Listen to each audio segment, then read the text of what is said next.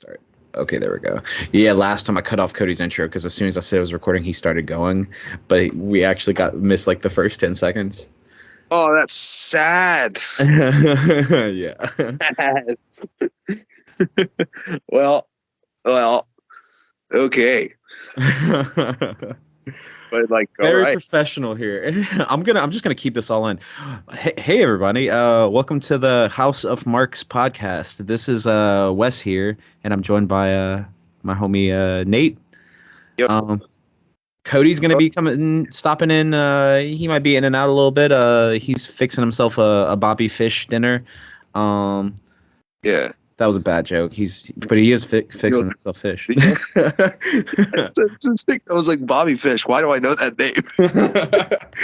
name? Yes, that is a good one. He is fixing himself a nice old plate of a 42-year-old man. Yes. Bobby Wait, Fish. breaking news: Cody is a cannibal. Cody is a cannibal. Breaking news. I have no idea that we're talking about this unless he watches the video. How much you want to bet he doesn't?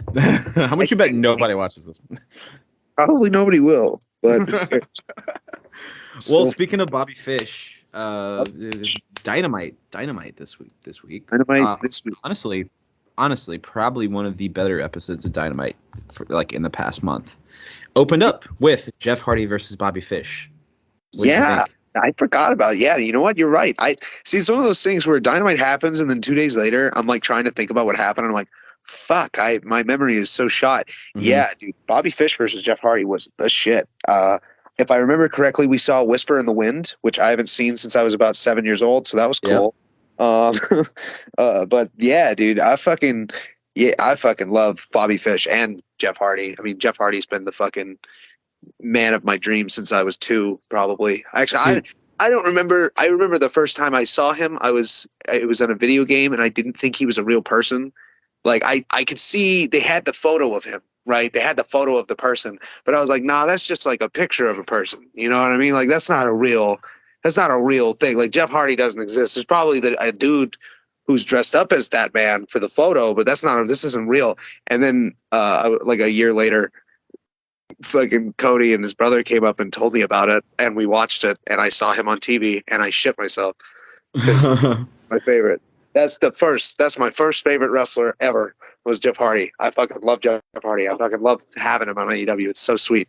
Man, they got to give him that pyro. You remember that 2006 pyro when he did that shit? When he did that shit with his hand and it would go. Yeah.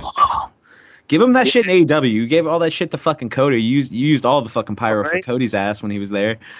I know, right? Where the fuck's Jeff Hardy's pyro? You got the song. He does the same thing down the ramp. Come on now, do the pyro.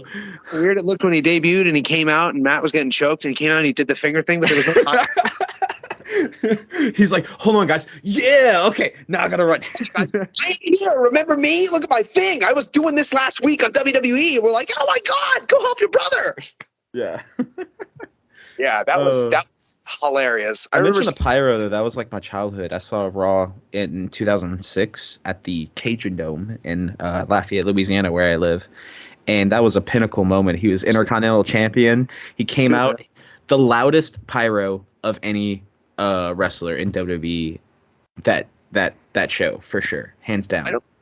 I don't mean to like challenge you on this because obviously I am from the woods, so I've never been to a live Raw or anything. I never went to a live. My first wrestling show was an AEW show in Boston, but bastard. we won't talk about that.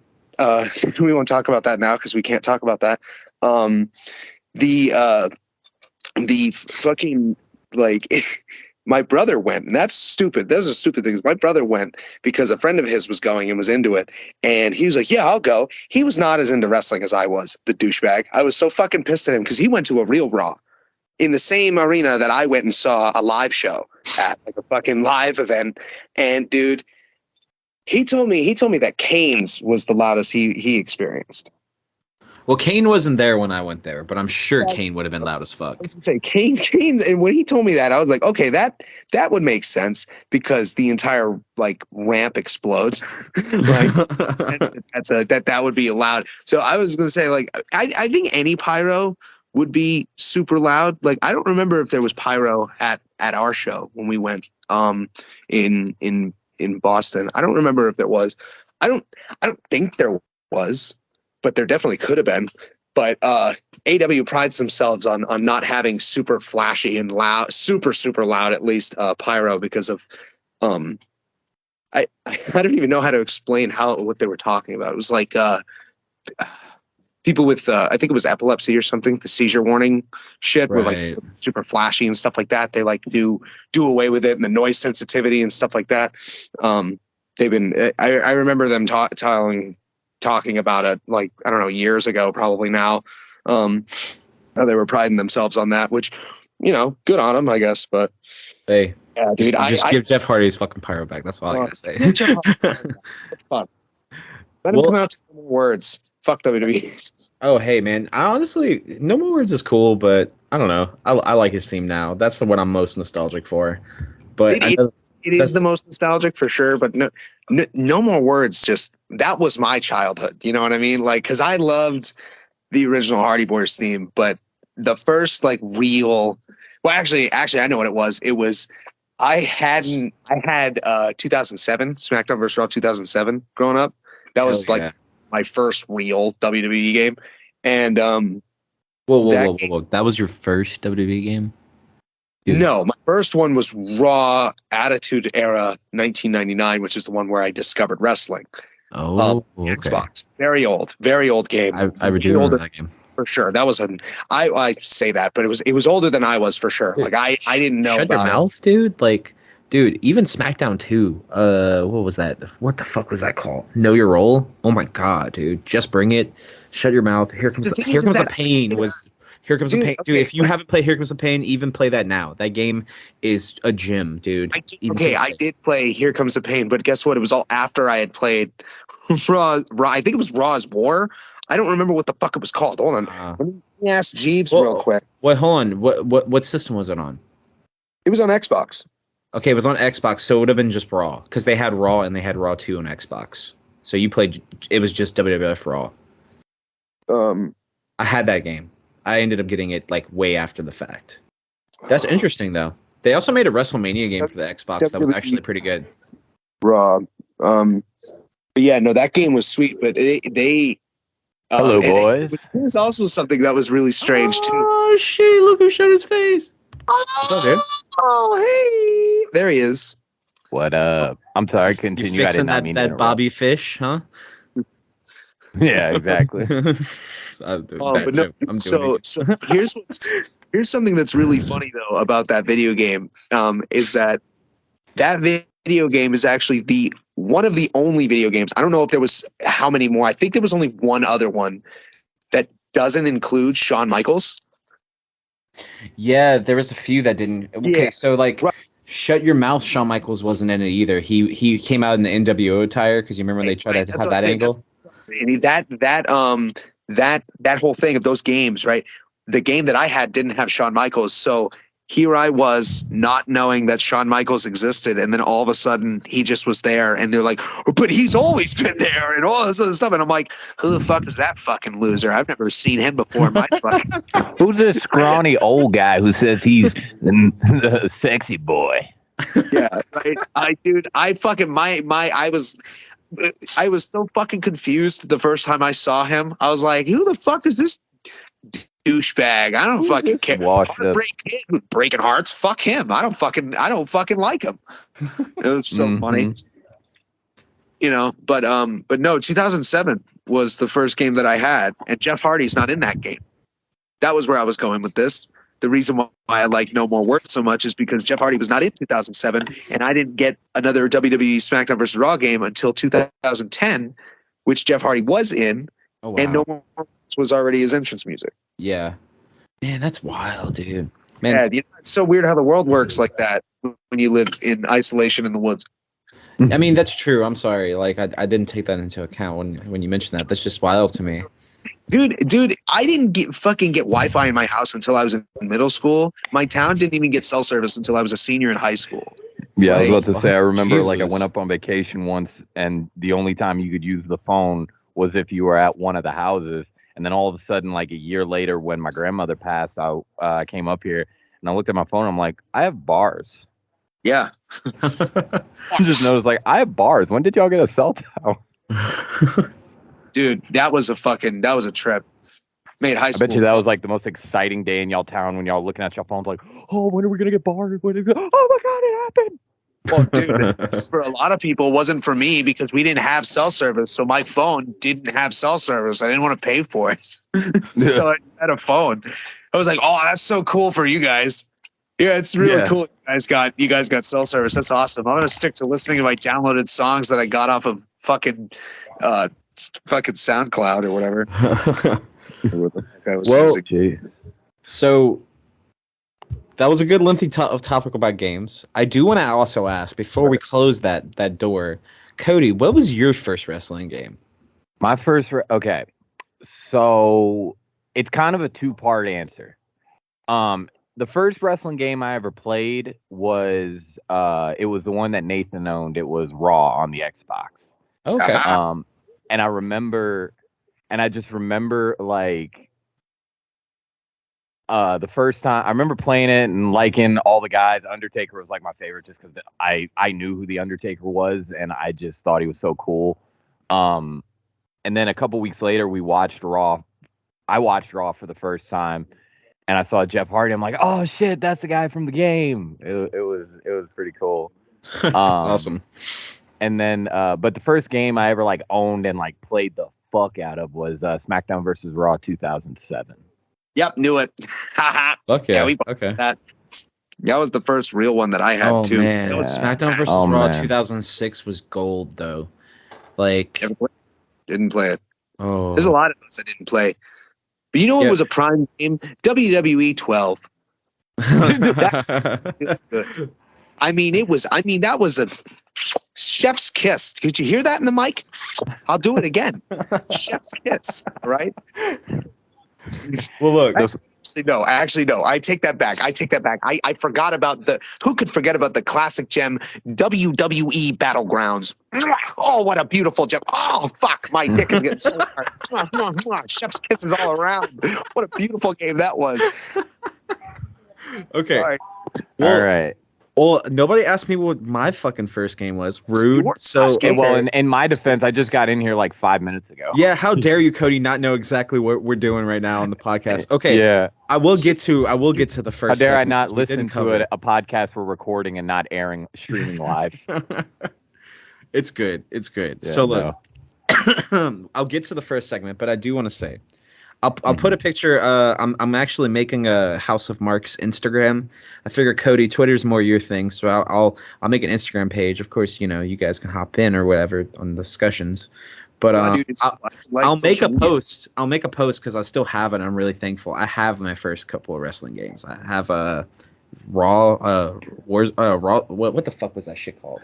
Well, we used to play Raw for the Sega Genesis. And I was gonna say, didn't we? We used to play a lot of those games because you had the emulator, right? I had the emulator, but I have some of them on disc though. I still have like my original. Oh, that's right. You do have those on disc. I have SmackDown 2. I have Just Bring It. I'm gonna take a little picture, get them all together like they're my little babies, and I'll take a picture for the Instagram. So if you're interested, go find us on our Instagram at House of Marks. Hopefully that handle's free. I'm just gonna assume. Anyway, first segment. Putting out misinformation, probably. Yeah, right. I know. Jeff Hardy versus Bobby Fish. Fantastic match, dude.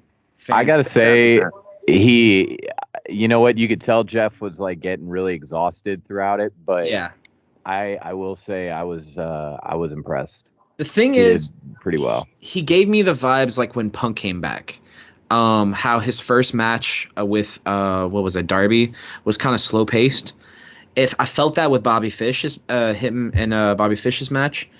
And yeah, I think he's getting into the pace of it, but like he can still definitely go. Like I can see that, it's been a long time since he's probably had a real solid, singles match.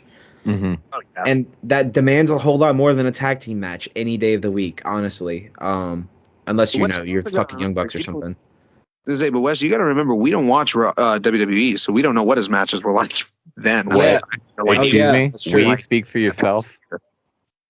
Speak for I don't yourself. I don't need to hit the defense. The defend. Sorry you to know, break kayfabe and tell y'all that I don't own that I also watch WWE. Yeah, right. Hey, look, it's No. fine. Samoa Joe actually, there's a quote going around on Instagram. I'm I sure saw you'll see that. it, where he's basically like, yeah, like, you know, anybody that's saying that is just casting their ego out because they have some loyalty to some brand. But like, pro wrestling's pro wrestling. You know what I mean? Like, it's the comparisons are dumb. You know, if anything, I mean, I'm upset watching that it's Backlash failing. right now as we're doing this, and 'Cause, like, I'm enjoying it. I'm not knowingly going and comment shitting on WWE shit. Like, I'll shit on it with you guys because I mean we I'll can be have right a back, guys. discussion. That's All the right. other thing too. Is his fish is done. His Bobby Fish is finished. Yes, Bobby Fish is Bobby nice. Fish has now gotten to Kyle O'Reilly and has become a Red Dragon. Oh my god. It's just he caught a Magikarp and it's now a Gyarados. He made a red dragon roll. Get it? Yeah. It's a shiny Gyarados because now it's a red dragon fish. Well, I'll say, like, what how did you feel about the match overall? Though I felt like, yeah, it was slower, but I really did. As I said earlier, we saw a Whisper in the Wind. I haven't seen it since I was 12. I think I said 7 before, but it was probably 12. Who knows?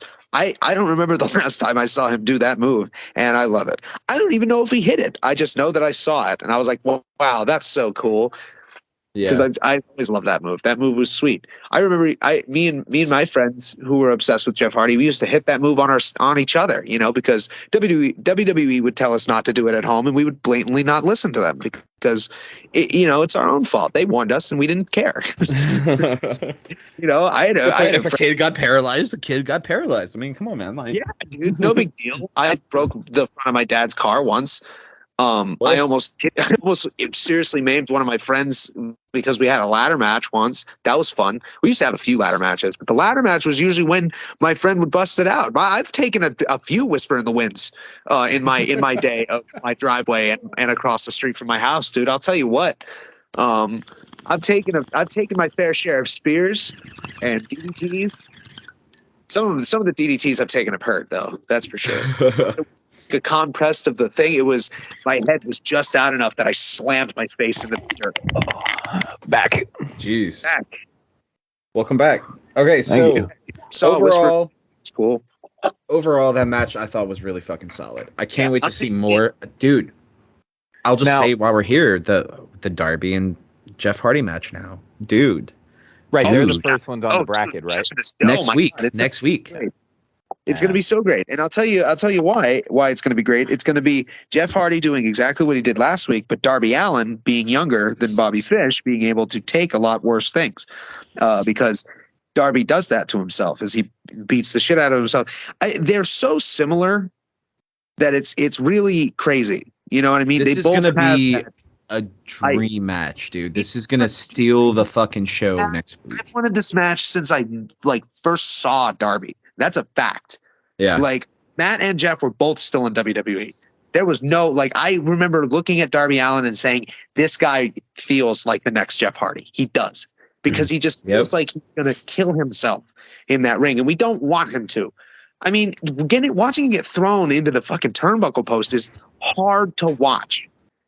Yeah. It really is. I mean, because he doesn't just take it like, oh, my shoulder. He goes, oh, my shoulder, and then my ass and fucking legs as I roll out to the ring and slam into the barricade for some fucking reason. Well, that, sells shit like Rock sells the fucking stunner.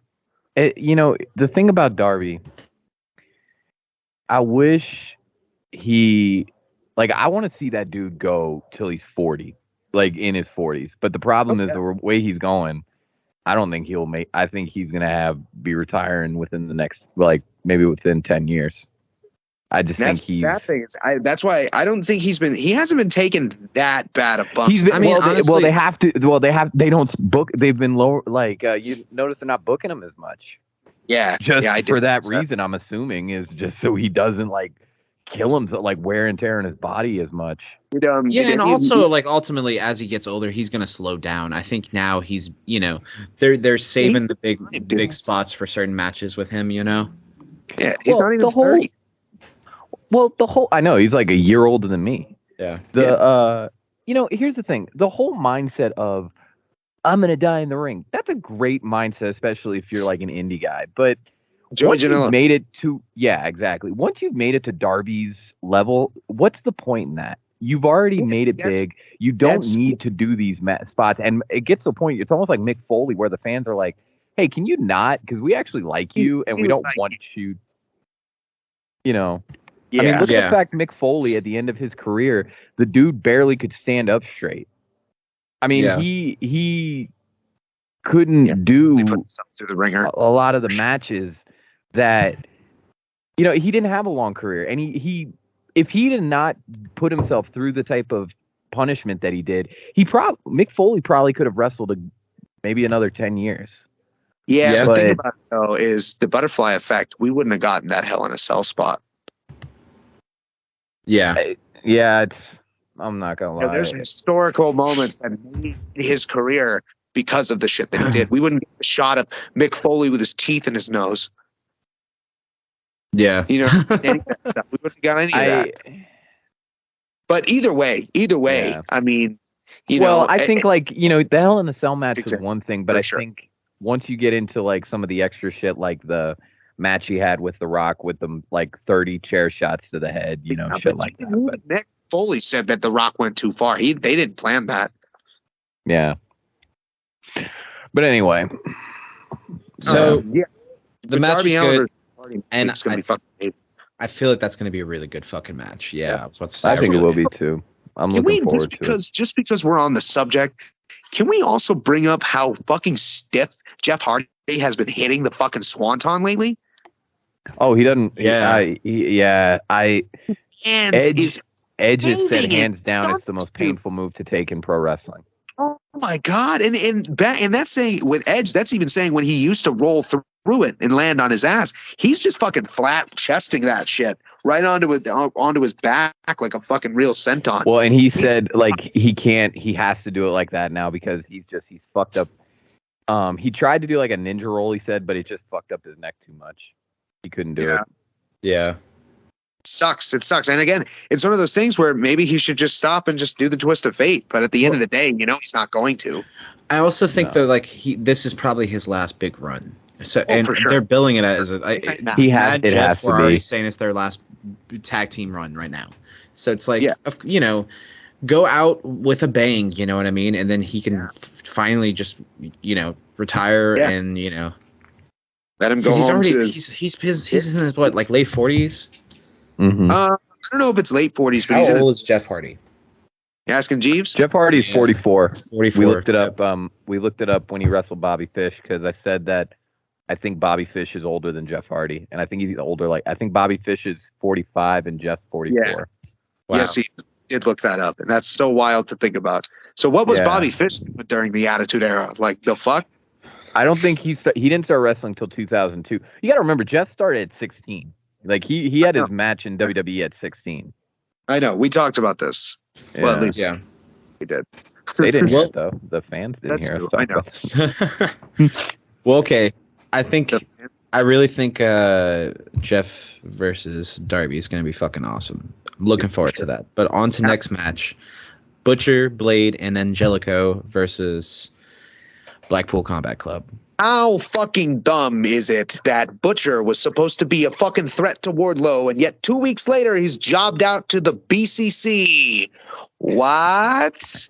That's every MJF feud, though. We talked about that last week too. It's just. I laughed at it even harder this week because they legitimately just were like, "All right, he's a fucking huge threat," and then he wasn't, and then next, like 2 weeks later, it's like, oh, now he's just a jobber, and it's just very hilarious to me. That's all. I don't get. I mean, I don't understand why you had to feed him to Wardlow. Well, no, I don't not feed him to Wardlow, but like, why'd you have to book him like we were supposed to think he was a threat? Yeah, that's the main thing. And again, we did talk about this week, and it's very true because it did make sense then, and it still doesn't make sense now because they totally just went back on their word. Either that, or better yet, it's more along the lines of, yeah, you're right, he's a jobber, let him get jobbed, like, you know, and it's whatever. They never were a fucking threat, dude. I remember when they debuted and being like, those okay. That's a Yeah, and that's did you Like- see did you see Wardlow's next opponent? It's just fucking Sean Spears. Like, who cares? Like, it is. Look, I'm Sean Spears sorry. had a promo I'm sorry. on what? I will say this about Sean Spears. I've never been a super big Sean Spears fan. I just What? think I'm not crazy about him. Oh, he's funny. Not crazy about him. He's all right. fine. Yeah, he's fine.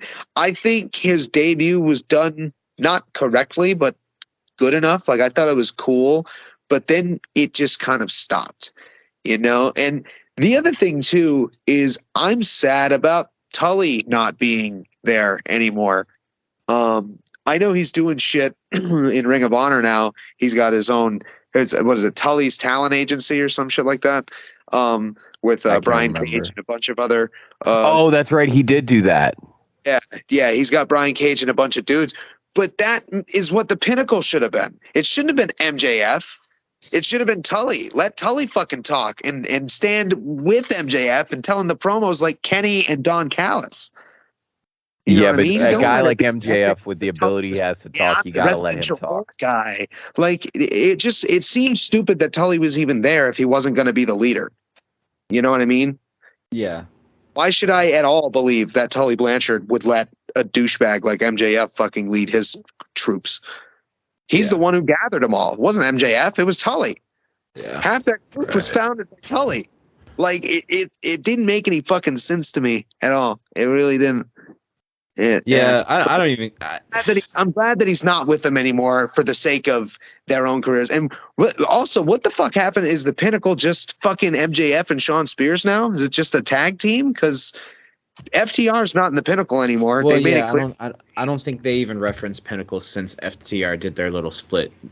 Since they turned face, Pinnacle hasn't even been mentioned. I'll be back, guys. They're probably done.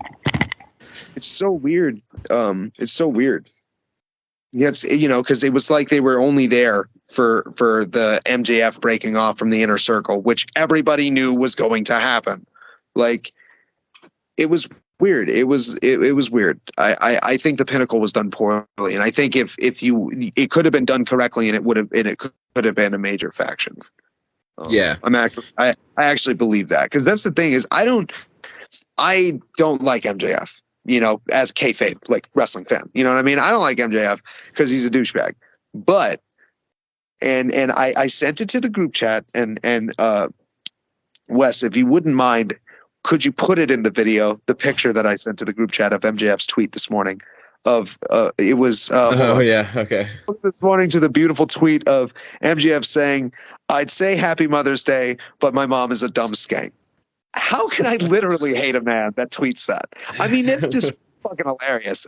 It really is. Because that's the thing is, all of his heel He's shit so is just good. funny. It's gold. He's really good. And again, this is me being an out of shape 23-year-old who's like a year younger than he is. I'm not a huge fan of his in-ring work, but that's because I was never a fan of him. You know what I mean? I always wanted to see him just get what's coming to him, and he never has. You know what I mean? And I really, really, really hope that they let Wardlow get the redemption of actually beating him, because nobody else really fucking did. I mean, CM Punk did, but Yeah. it wasn't like Chris Jericho should have. It shouldn't have taken him fucking 3 matches and a fucking shitty ending for it to Yeah. work. Even then, I don't even remember how that ended because it was so weird. Like, the whole thing was. Yeah, they had too many matches together. They should have cut that feud Yeah. like halfway, and it would have been fine. Definitely. But then MJF would have just fucking won 3 times. You know what I mean? Like, don't let him win so much, and I would not hate him as much. You know what I mean? Like, because he's a good heel. He's a really good heel. And I'm at a point in my life where I can really respect heel work, except for one heel that I'll never respect. What up, guys? And I hate her with a passion so strong that it actually is infuriating me just thinking about it. Fuck Charlotte Flair. Yeah, we did that already. We did that. Okay. Hey. I gotta have a catchphrase, don't I? What, Amy Schumer, I'm coming for your career isn't enough? Fuck Charlotte Flair. I'm trying to say that every week. We'll get you a T-shirt with your face on it. And it's got just on the back. It says "Fuck Charlotte Flair." On the back, no word bubble coming right out of my mouth. Fuck Charlotte Flair. Yeah, there you go. Well, Blackpool Combat Club versus Butcher Blade Angelico. It was fine. It was fine. Moving on. It's just a match to push. I mean, fine. Not much It's to the same say thing on as it. I will say I love when, dude. I fucking love when William Regal comes out and then like he sits down at the announcer table and calls Excalibur the Man in the Mask. Yes. Yeah. Dude, it's so funny. He's done that. He's done that like 3 times now. He's been like, "Hello, Man in the Mask." like. Yeah, that's pretty funny. William Regal is one of the funniest men in wrestling. He's great. I love William. Fucking great. Did you see the promo they just had recently with like William Regal like showing Yuta like a chokehold or whatever, and it was like he was talking, dude, killer promo. The vignette of them beating the shit out of each other in a gym. Yeah, that.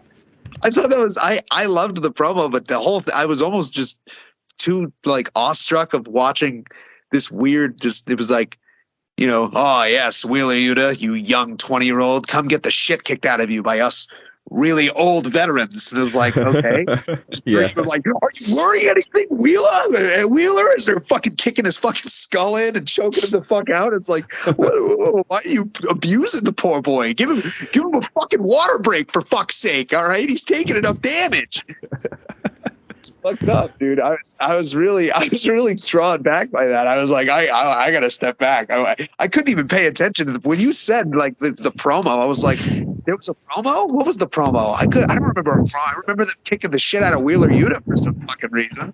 Yeah, but he's being booked beautifully. Yeah, I think so too. Well, Wardlow versus Morrissey. I missed fucking Big Cass. Big Cass is the man. I gotta admit, I'm a man when I'm wrong, but I was wrong. There was no troll. Nothing. I really thought they were trolling us, but they weren't. And what's weird is I forgot that he went by William Morrissey in Impact. I forgot that's what he goes by now. And so when he said it, I was like, "Oh, Cody's right. It's a troll." And then he just comes out. Yeah, I don't watch Impact. Yeah, don't watch Impact. Dude, he's gotten in crazy shape. Like, good for him. Like, I know he had some trouble when he came back what was it, fucking 2019 or whatever, when Daniel Bryan came back. He was in fucking great shape then. And on top of that, I had never heard him hear him talk before. Dude, he's fucking shredded now, and he was moving pretty fucking agile in that ring. That was like a surprisingly solid match, though. I knew it was going to be a good match. It was there. I knew it was going to be a good match. I mean, making an AEW debut with that much of a hype, it had to have been. Plus, it's Wardlow. They've been pushing that fucking rivalry to the moon, and I'm loving it. You know, I'm fucking loving it. However, I saw a quote. It was like Wardlow is basically Goldberg done right, essentially. Cody and I have been. I've heard that before. I've heard somebody say that. I saw that on somewhere on the internet. I feel like Cody, when you say that he's more like Batista with Evolution, I feel that more with Wardlow. I just think like as far as booking a powerhouse, like the whole thing, like he doesn't have the entrance music and shit. Like it's fucking gnarly. It's making him look really fucking good. Like this whole feud with MJF is not only paying off the long-term storytelling that they've been doing, but also the fact that like, I don't know, he's a fucking star. He like the crowd. He's so over with the crowd. The crowd was losing it that match. Yeah, I've been saying it a lot of just Wardlow, if he was by himself and changed what he does, because he didn't do anything, and they booked him as a monster, and it was stupid because he's not a monster. You know what I mean? He's not Brock Lesnar. He's not. Despite how much you may want him to look like, you know who is? Fucking Brian Cage. But you let him go. So you lost your monster. You lost your big fucking fucking Brock Lesnar like type dude. You know what I mean? You can't make it Wardlow. I was like, if you just booked him like a strong guy, he would be fucking sick.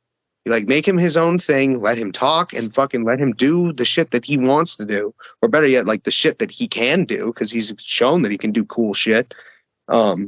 Yeah, he's been this rivalry definitely is because I was always so on the fence about it. Yeah, because I was so on the fence about it the whole time, because I just didn't know if I should care about Wardlow. You know what I mean? They kept essentially though, like, you remember I'm sorry to cut you off. Cool. Do you remember John Cena versus Brock Lesnar SummerSlam 2015? I think it was. I was watching wrestling in 2015. I didn't watch wrestling. Maybe you know about this match. I remember that. That basically was Cena that gets shit in the was ring. Wild. Lesnar gets there. It's all hyped up, right? Okay, this is going to be a good fucking match. Brock Lesnar proceeds to German suplex John Cena 16 times. Throws him around the ring like a fucking rag doll. This is when he returned, right? When he first came back after UFC? Yes. Yeah, no, I do remember that. I was not watching wrestling at the time, but I do remember that. Yeah. So, essentially, I think that's what they need to do when Wardlow and MJF get in the fucking ring. Oh my God, dude, I need him MJF is credible as all hell. It won't hurt his fucking career, but this feud that they have essentially wrote this ending, and if they don't follow that ending, fans are going to be fucking pissed. Wardlow needs to get in there and literally power bomb him like 10 goddamn fucking times. He does need to hit a powerbomb symphony, but I don't think it should be. But like the longest powerbomb symphony. Like I'm talking like 10. He should hit him with 20 power bombs. He should hit him with a lot of power bombs for sure. You're not wrong. But I do not think it should be, because MJF's not at that level yet where he still has to put on a good match. You know what I mean? It's one of those things. He's one of those types of competitors where, and granted, AEW does this a lot. They don't have, when they have squash matches, it's like pretty obvious that it's going to be a squash match. When it's two big name guys, it's usually not a squash match. At least the only one that I can think of that was Cody versus Brody Lee, but that was a totally different situation. What a debut match! Oh my God, yeah! What a beautiful debut match! Oh, I'm gonna win the TNT title by destroying your fighting champion. Rest in peace, legend. He would have done so much more. Gone way too fucking soon. It hurts. Peace, Brody Lee. But I cried at the Celebration of Life. I was crying. That was such a good hard. I loved Brody Lee, bro. Like, holy shit. So I will say I loved the Bludgeon Brothers, Luke Harper. I remember you telling me when they were going on how you were in love with them. I was so pissed that they didn't do anything with them, and they didn't let them use the hammers. That whole gimmick was whack as fuck, and I feel so bad for all the terrible feuds that they had to be in. Think Weston, the Bludgeon Brothers were fucking cool. Okay, they were cool, but they weren't cool like they could have been without Doherty's stupid. Hey, that's the point. They were not booked correctly. They could have been fucking cool. Okay, because, dude, when they did that fucking thing with the crucifix powerbomb, but it was both of them grabbing an arm and shit, and then Luke Harper just points at the ground, just like pin his ass. You know what I mean? Like, that shit was fucking cool. All right. I was so on board with Bludgeon Brothers. Every time their music hit, I was like, oh, fuck yeah. Oh, somebody's about to be fucking fed. Oh, yeah. Like, I didn't give a shit. There was so many other monster tag teams, but the Bludgeon Brothers was like, oh, I was so fucking ready for those matches. But moving through Dynamite here. Yes, sir. I really feel like Wardlow versus Morrissey was a solid match. I don't know about you guys. You guys liked it? I liked it. I felt like it was a really good match. Yeah. He looked great. Wardlow again looked great, and I'm glad they didn't. 3 matches was enough for them to finally like have the match. Yeah. Okay. For them to announce the match, let me say that for MJF. Yeah. So was it what thing that they're having it? What? I'm sorry. Are they having the MJF match? They announced it. I didn't. They haven't announced when they're supposed. I think they said they're going to do a contract signing this. Next Wednesday. Probably. No, he wasn't going to announce to go to Long Island. That's right. He has terms. Yeah, he has terms. It's going to be something stupid. It's going to be like, you can't powerbomb me. Watch. Yeah, it's going to be you can't powerbomb me, and you have to be handcuffed. Like something stupid like that. Yep. Which if I was booking it, I always like the idea of, oh, okay, Max, yeah, you can set your stipulations. I'm just not going to sign your contract, and every week I'm going to beat the ever-living shit out of you until you agree to a match with me. Like, that's the way you book it. Because that's the way that you would book against that type of thing. You know what I mean? That would be more, like, surprising in the storytelling than what they're probably just going to do anyways. That's exactly, because nobody does that. You know what I mean? It's like, you got to be original with this storyline, for sure. I don't think he should squash him, but I definitely think it should be a regular if match. it's going to be some stupid terms, which it likely will be, that's what's going to give MJF his couple of spots in the match where he could be on the offense more instead of just getting squashed by Wardlow. So, like, I get it, I guess, overall, but, like, yeah. I mean, we're going to see, but I'm pretty sure it's going to be the type of segment that we're all thinking it's going to be. Yeah. Well, the next thing, Heyman came out. Heyman came out, called out fucking Punk. Okay, is he working heel now? Is he all of a sudden? Did you see that? Dude, I was literally going to say the same thing. I'm so, like, I just was like, Mr. Krabs, I am so confused. Me too. I don't know, like, understand he came out, it. Why is he angry? Why is he acting like a heel? He called out CM Punk. Like, CM Punk didn't even do nothing to him. Well, I mean, Punk did say he wanted the belt, and he did call out Hangman, but, like, yeah, he did seem really angry. Like, they kind of, maybe Tony Khan, like, maybe nudged Hangman to be just a little bit more aggressive, you know? Hey, dude, I feel like maybe they are slightly nudging him in a heel direction, and if they do that, that's a very clear sign that Punk's definitely going to win. You know what I mean? Yeah, maybe they just saw the podcast and were like, "Oh wow, these three kids, random people, it's boring. We need to add some depth." That's who the one viewer was. It was Tony Khan. That makes sense. Dude. Yeah, it was Adam Page or Tony Khan. One of them went to the other afterwards. Was like, "Dude, I saw this podcast that has no views, and these guys think that I'm fucking bland. They think I'm boring. We need to step this shit up, okay? Make me a fucking heel now." Not only that, but did you see how fucking Adam Page called out Punk for, or, like, basically, like, you know, doing what did he say? Something about, like, Bret Hart tribute matches, which was like, ooh, like what? Like, oh yeah, Timbers. Yeah, I don't know, man. I really feel like the whole crowd was chanting CM Punk, like, at the end of that promo. Like, you pretty much are gonna have to book him heel at that point. Like, or that promo would have made no sense. Well, I don't understand what they're doing. I guess it's like the Sammy Guevara thing. They did this weird heel face turn, but it didn't make sense. Like, you know, if you're gonna do a heel or face turn, at least, like, kind of have an explanation for it. Either it's like, I realize that y'all been holding me back, or, you know, whatever, but they just come out and all of a sudden they start acting like heels and faces as if that's all they'd ever been. Like, if that's what they always were. How about the fucking American Top Team shit being heel again? Did you see that? Wait, are they now? Yeah, Dan came out and basically started talking shit to the whole crowd again. And later on, Frankie Kazarian challenged Scorpio Sky for the title. And Scorpio was trying to act kind of in between face, but the rest, both Dan and what's his fucking name? Ethan Page. Why am I not remembering this? Because Nathan was talking about that earlier too, and I'm like, Rampage. I'm just bringing it up because that's why. That's why I'm gonna be totally honest. Again. I kind of only saw half a Rampage. It's okay. It's okay. We'll I'll have things on it. Yeah, it's been a wild weekend.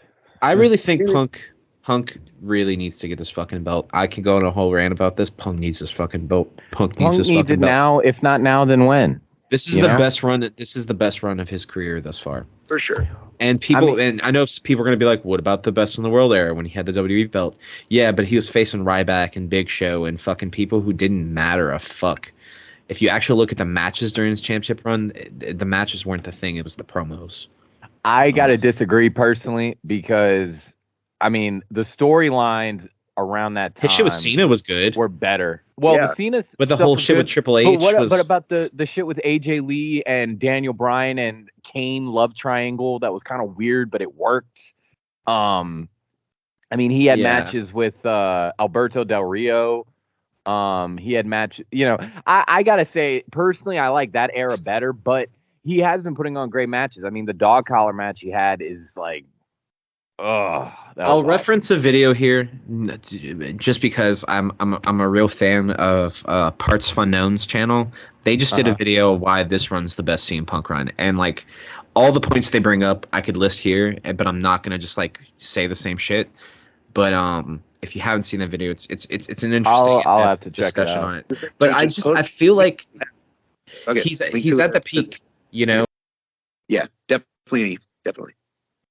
Yeah. Yeah. I mean, he's good now. He needs to, but I agree. He needs to win the title right Yeah. now. Because, Yes. yeah. All right. So Santana versus Chris Jericho. I'm just gonna get right to that one. The grudge match. It was okay. Yeah. Santana did that whole fucking Eddie Guerrero 3 Amigos spot, which was fine. And then the whole bullshit fuckery thing, so Jericho could win. I mean, like, I get it, but like, also like, we've seen this before. You know what I mean? Not to skip ahead again, but did you see on Rampage when Eddie Kingston called him?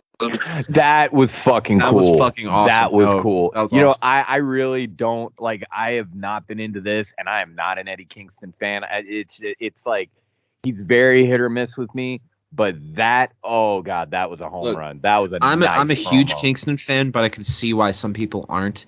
But no matter what, if you watch AEW at all, you know how good Kingston is at making a feud seem fucking real. Yeah, he adds a legitimacy to these fights and these. Yeah, he does do that, doesn't he? He's very passionate about every fight he's in. He's fucking like he doesn't act like it's just a show, you know. Beauty had with Moxley was really fucking real. Like you could tell, dude. Punk and Kingston's feud, dude. Come on now. Yeah, that feud was great. But again, it's like I know Cody has a problem with this. It was the whole when he was talking shit about WWE, but when he was doing it to Moxley, it made sense. Because he wasn't talking like, oh, the shit company. He was talking about how Moxley was a sellout. And I liked that. I thought it brought a lot of depth to the rivalry. I mean, there's been some unnecessary shots at WWE, but honestly, I never found Kingston to make a bad one. Let me clarify that. Yeah, sorry, I didn't mean to put words in your mouth. No. I just don't want it to be taken out of context. When I say that, my issue with it was when he would cut promos about how trash WWE is, and this is the better show. Like he would just go on these rants about WWE. Like the guys who used to be in WWE would go on a rant. And I kind of just looked at it like, dude, you're that guy who talks shit on the Popular Kid Party when you never got invited to the Popular Kid Party. So why are you talking shit? Eddie Kingston never went to WWE. I'm not going to say he never had a tryout, but I'm not aware that he ever had a tryout. So why are you talking shit on WWE? Yeah. Back then it was for the heat more than anything. I mean, because he's always been a heel. Well, he was a heel until the barbed wire death match. That's when he turned face, and then after that, he was heel again for the Inner Circle thing, I think. And there was a few times where he's kind of like he's been kind of big showing around, where he's just not sure which side of which entrance ramp he wants to come out of. To be a good few guys in AEW. Right.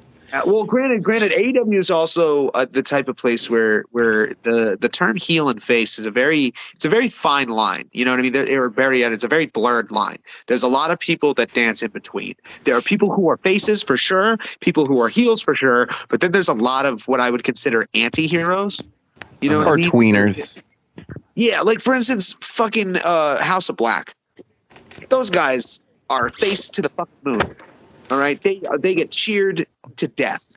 But they're assholes. Well, hold on. Just because you get cheered doesn't mean you're a face. The House of Black is definitely a heel group. Well, that's what they're I'm just light heels. That's what I'm saying.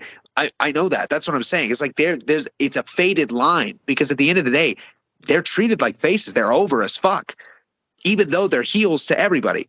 But it's like one of those things where they'll go heels, they'll be fucking heels to face groups, and those face groups are going to get booed. That's why they booed Cody Rhodes. They're like, no, how dare you beat this god? He's a god. He's not from our world. He's above all of us. We worship him. We don't worship you. American Nightmare, my ass. House of Black. I worship him. You know what I mean? Like that's what we wanted. And then he beat him, and he was like, yeah, aren't you guys proud of me? We're like, no, he was the reason we're here. It's like, no, we hate you. You know he hates you. Why would you beat him? He was undefeated for 3 weeks. You dick. You dick. You prick. First prick with your blonde hair. You neck shield tattoo. He beat the shit out of the Varsity Blondes. He has no. You have no reason to beat him. Well, that's another thing. So the Varsity Blondes thing. I know you guys. I have so much to say about that. Okay, so I'll let you take this one then. I'll let you take this one first. Oh, okay. I gotta say, I love it. It is clear. Well, okay. I am 99% sure, and I am keeping my fingers crossed that she is joining the House of Black. If you look at her face, it's clear that she has the same infection that Malachi Black has behind that eye patch. They're not even hiding it. Yeah. You can see the makeup. They're making it clear as fuck.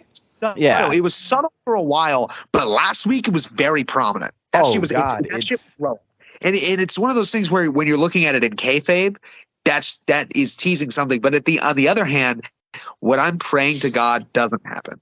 Because I have a feeling that they could try to do it, and I guarantee if they do try it, it's going to get booed, is they're going to do the whole, no, I can't turn heel, and then she attacks them, and then blah, blah, blah. You know, like, it just wouldn't work, because at the end of the day, nobody gives a flying fuck about Flying Brian, okay? And his fucking next Stone Cold Steve. Hey, I was going to say, don't, Griff Garrison is going to be the next Stone Cold Steve Austin, and don't you disrespect him. Yes, and Brian Pillman Jr. is going to point a gun at the camera on live television. Okay, I don't give a fuck about Varsity Blondes at all, man. I don't give a fuck about Varsity Blondes. I'll like if we're gonna be blunt here. Blonde. He dyes his mullet blonde, and it's bad dye job because his roots are all exposed. All right, Griff Garrison has always been the cool part of that group. Brian Pillman Jr., I don't know why you're there. I think Pillman Jr. has potential, but he's got to just like give up his dad's gimmick, the whole 80 hairdo gimmick, and his promos are so fucking vanilla, dude. Yeah. Like you just can't get behind him. He'll get on the mic and try to be all passionate, and AEW will try to push the seriousness of all of his feuds. But every time I see him, I fucking shrug. Question. Brian Pillman Jr. looks like he has an interesting character that is just waiting to come alive. Because you know what? The mullet, you can say the mullet looks dumb, but to me, when I look at him, like, you look like a country boy. Yeah, dude. And if you are a country boy in real life, like if you're into country shit, then be country as fuck. Like, you know, whatever he's into, I don't know. Maybe he's a fucking nerd, and if that's the case, then nerd the fuck out. I mean, that's what the New Day did. Xavier Woods is a fucking nerd, and they basically nerded the fuck out, and it got over. I agree. I think the Varsity Blondes is this tag team, much like it was for Brian Pillman and Stone Cold Steve Austin. It was a tag team to get their, you know, to build their name and start off, and then they branch out. And I don't think they're doing much for it right now. Branch out, because right now you're just two guys on the card. You're not jobbers. The Hollywood Blondes. You're not the Hollywood Blondes. I remember when Griff Garrison debuted, and I remember looking at him and be like, is that Jungle Boy? Why is he wearing blue trunks? Oh my God, that's not Jungle Boy. Like I'm not even joking. Me and my friend would always call him the knockoff Jungle Boy because we didn't even know his name, you know. And now Hollywood Blondes is just not cool. Plus, to be real, I lost a lot of like. There was a lot of like, I used to ironically love the Varsity Blondes, but then when I just kind of got annoyed was when fucking Julia got sprayed by the black mist, and then cut to the next time they were talking about it. And no, our sister, man. It's our sister, man. And I'm like, oh, shut the fuck up. Wait, and I was like, wait, y'all are related? You're not? I'm like, oh, okay, sure, dude. Yeah, sure. That's your sister, bro. It's really a shame too, because like I really feel like if AEW would just trim the fat or do something with them differently, they're taking a TV time that could go to somebody else that's more talented. I'm just gonna be honest. They send them the fucking dark with new gimmicks and let them stew up there, and then when they're ready to go, then put them on Dynamite. Get them the fuck off. There are two guys that should go to Ring of Honor. Keep Julia Hart on Dynamite with the Impact even with shit. Well, no. I say Ring of Honor because then AEW can keep them, but they can start repackaging. Oh, okay. I see. Yeah, because that would Um, give them an honest chance. They could get like whatever title, you know. Because I'm Ring of pretty Honor sure style. that's what Ring of Honor. That's what they said Champion Ring of over Honor there. was going to be. It's going to be the training ground, their own mini developmental. They Most of need the to. roster is going to be guys that a lot of young guys that they want to build up to go to Dynamite eventually. Yeah, which is But- what Ring of Honor is. Ring of Honor has always been that. That's the thing. It's it's indie guys' first exposure onto television, unless you go to New Japan. Or It's Impact. Or Impact, but usually you go to Ring of Honor first. Ring of Honor is for young guys, young guys. I mean, So on that case, do you think maybe Julia Hart leaving, which is gonna no doubt happen, do you think that's gonna cause them to have a gimmick change? Do you think that's gonna break them up somehow? Because maybe Well, it could. I don't think so. I don't think it's going to be that elaborate. I think it's just going to kind of inevitably happen. I mean, dude, she's cool, I guess, but her whole gimmick of being their cheerleader was fucking just cringe to me. Yeah. And I'm Wasn't gonna liking last. this. I'm liking this fucking like her whole thing of just the whatever attitude that she's had the past like 3 weeks. I'm like, dude, go, bitch, fuck yeah. That's the way right there. Act Yep. like that because she's acting exactly like what a cheerleader would act like, a fucking bratty snot-nosed teen. It's like, yeah, that's fine. Fuck yeah, Julia Hart. And so I'm hoping she turns heel just so it's like there's something with her character, at least. So there's some sort of payoff for this whole thing. Because if she doesn't, and they do this whole fake heel turn bullshit, like, you know, like I know sometimes it happens. I don't know if it's in WWE or what, but I've seen that before. Or Cody. Cody was a perfect example. Oh, you guys want me to turn heel? Well, I'm not gonna turn heel because I hate. it was like, dude, no, fucking and turn we were heel. there for that promo, right? When he actually said that. No, I watched that on TV. Oh, I thought that was the promo he cut in Boston. No, the promo he cut in Boston was, I get booed all the time, and you hate me, but you shouldn't hate me. It was the same thing, except he didn't say. I won't turn heel because you cheered for me when I needed you. Okay, but we don't want that you to be promo was face on anymore. And that was exactly the moment he started thinking about going to WWE. He's like, you know what? They don't love me. I gotta leave now. Well, I mean, he beat Seth Rollins tonight. Oh, did he? Yeah, it was a good match. What a Nice. fucking shock. Why did we need to see the match again a month later? Okay, so ultimately, yeah, she's gonna join House of Black. As far as the match with Dante Martin and Ray Phoenix goes, that preceded that promo like exactly with it because Death Triangle, of course, came for the little save because they're holding off her, joining House of Black.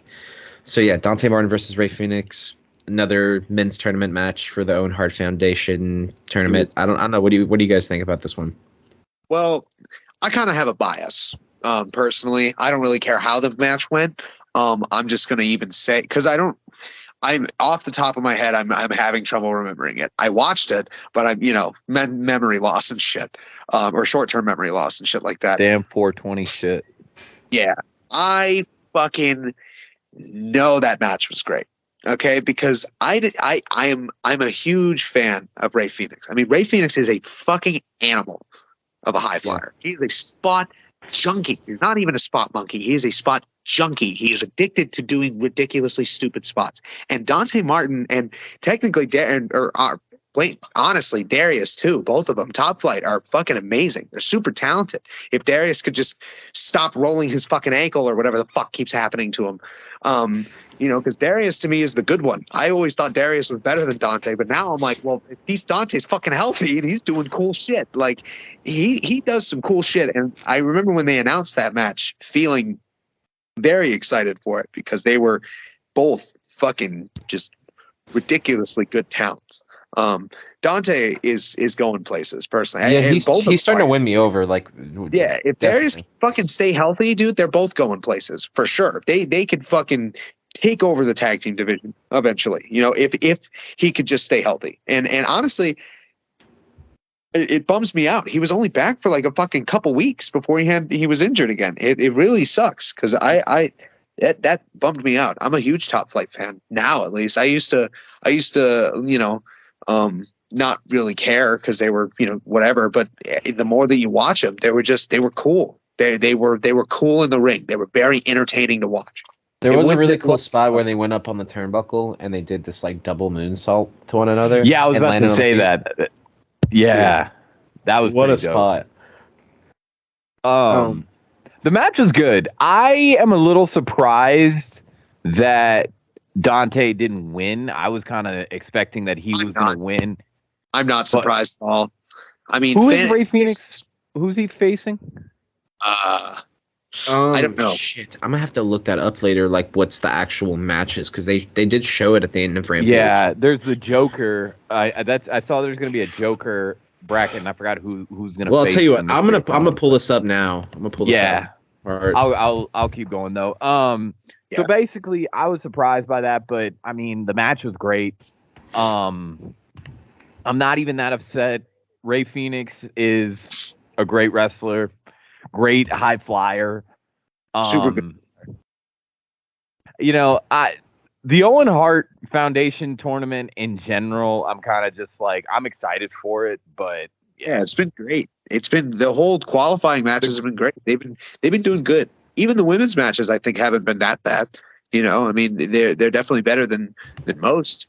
okay, Well, so I- I have the brackets pulled up. So what I'm gonna do here though is just real quickly, since we have one last match for Dynamite, we have to mention the Ring of Honor Women's Championship match. Yeah. I didn't care. I mean, it was fine. I knew that the chick who won, I figured was going to win. I don't remember who was Mercedes the name. Martinez. Yeah. It's Mercedes Martinez. I couldn't remember for sure if it was Mercedes Martinez. I knew she was going to win. I mean, fuck sakes, Mercedes Martinez has been pushed. She came in from Ring of Honor, you know, as a signee of Ring of Honor, as a place Yeah. to go. Like, as I'm going to coin the phrase now, a Ring of Honor refugee. Okay. Okay. Okay. Thank you for giggling at that. I thought it was pretty funny myself. I thought it was clever. Flick of the hat. I just need an R-Truth clip to pop up saying, I don't even think that's PG. Here's the thing: the match was good. The match was fine, but like it shouldn't. I don't know if it was main event caliber for Dynamite. Yes, absolutely. I feel like that could have been a co-main. Maybe if they would have swapped Ray Phoenix and Dante Martin. Well, Or- the thing is, it even was better a yet, title It's match. for a belt. I get that, but like I don't know. Even better yet, you could have. Well, no, actually, no. I'm not even gonna. Actually, yeah, you're right. It was a title match. It should have been a main event. But either way, I knew Mercedes Martinez was gonna win. You know what I mean? It's one of those things. Like I said, where when you look at a match and you can just tell who's gonna win. Yeah. Just like you look Well, at she it. just looks like a badass. I mean, she's gonna. There's no rivalry. There's no story. One person is a person you know the name of for sure, and the other person is someone you've never heard of in your entire life. And you're like, well, I think I have a feeling I know who's going to win this match. And if I'm wrong, I'm going to look outside and see pigs with some wings. I think flying through the air because I'm not going to be wrong about this. I've never heard of this person. So Well, I bet you're more excited. You were more excited about that match than you are about Serena Deeb versus Hikaru. Thunder Rosa. Yeah, that was another thing. Thunder Rosa versus Serena Deeb now. God, dude, I don't care. Who cares? I don't care about Serena shaved her head on WWE Deeb. I don't care. Dude, I like seriously, like I could give less than two shits. Me and my girlfriend both were like, okay, like Comes in, I you deserve it. It's like, no, you don't. No, you don't. You deserve to shave your head. CM Punk, come and shave this bitch's head again, please. Jesus Christ. Take Well, ladies Car- and gentlemen, thank you for listening to the House of Marks podcast. We've been officially canceled. Yeah. It's been great these last 4 weeks. Well, I mean, they make her out. Her character, technically, kayfabe wise, is a bitch too. So it makes it easy to say that in this scenario, I guess. Well, The other the thing is problem that is they not don't that she's book a her bitch. like she's a fucking big badass. They wait weeks for her to come back on TV, and it Yeah. was usually always to promote the Sheeta rivalry. But it's like, Right. who the fuck cares? You can't have a rivalry where like the next chapter is every fucking 3 to 4 weeks. Yeah, exactly. So, and then now what? Because she ended that rivalry finally after God knows how long. yeah. You want me to expect she deserves like this title match with Thunder Rosa? That's part of the reason that I hate the fucking like rankings, because they don't fucking make sense half the time. Yeah. Yeah. I mean, yeah, I'm sorry. I'm not going to get into that. That I feel like is a rant for another day, and we're near the end of the podcast. So, Well, we still got a little bit. We got the. We I got know to that's cover what I'm these saying. brackets. I don't want to get off into that because yeah. So with the brackets, this is looking to be a pretty interesting tournament, man. You got fucking Ray Phoenix versus Kyle O'Reilly. Oh, That'll be a good one. Okay. I got Kyle O'Reilly on that. Yeah, probably too. Yeah, I think so. Samoa Joe versus a mystery Joker opponent. oh God. Oh God. So who y'all think the Joker's going to be? Wyndham. Oh, don't do that to me, Nathan. Don't put that in my head. Please don't put that in my head. Just say it's first because I knew it was in the back of everybody's mind, and I wanted to. It wasn't. I let go that he is never coming back to wrestling. I have accepted it. I have said no. He wants to do movies and shit or something, or at least that's what I read. And he is not interested in coming back to pro wrestling. So I've accepted it. Nathan, let me accept that. I like saying that because I like to keep hope alive. Cody, it's like when you said Aleister Black was definitely going back to WWE. Yes. Why? Why that shows that hope is pointless. But but hope is all we have. Well, okay. I also thought Adam Cole was going to go back to WWE. I fucking have this little bit in my heart wants Johnny Gargano to go back to WWE, but I don't even think that's going to fucking happen. Thought he already did.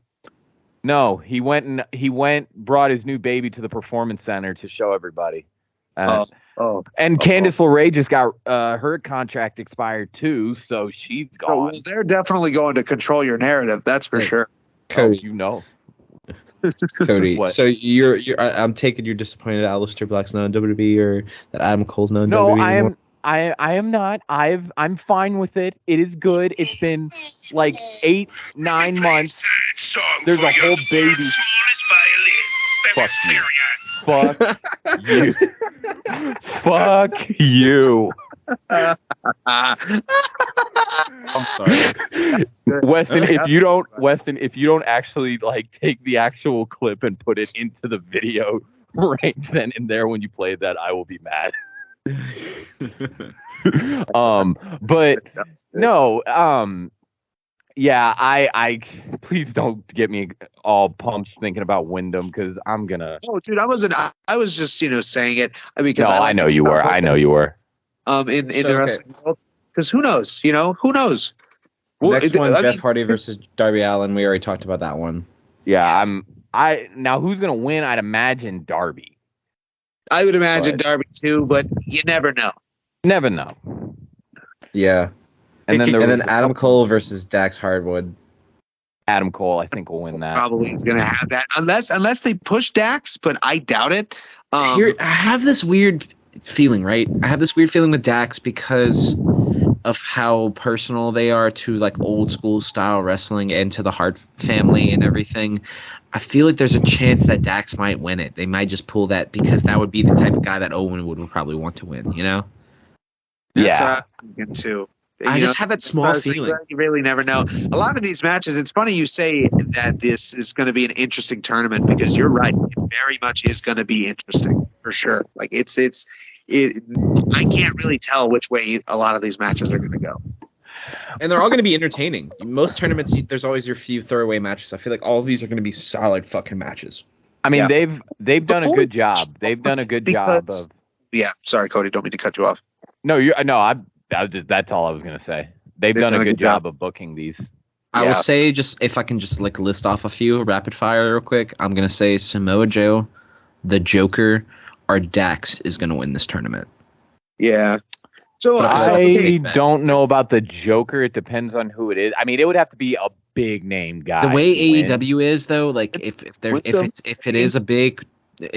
they're doing a Joker thing, it's gonna be something big. I feel like they just have something up their sleeve. He usually is. It's going to be someone big, or it's going to be a big return. Yeah.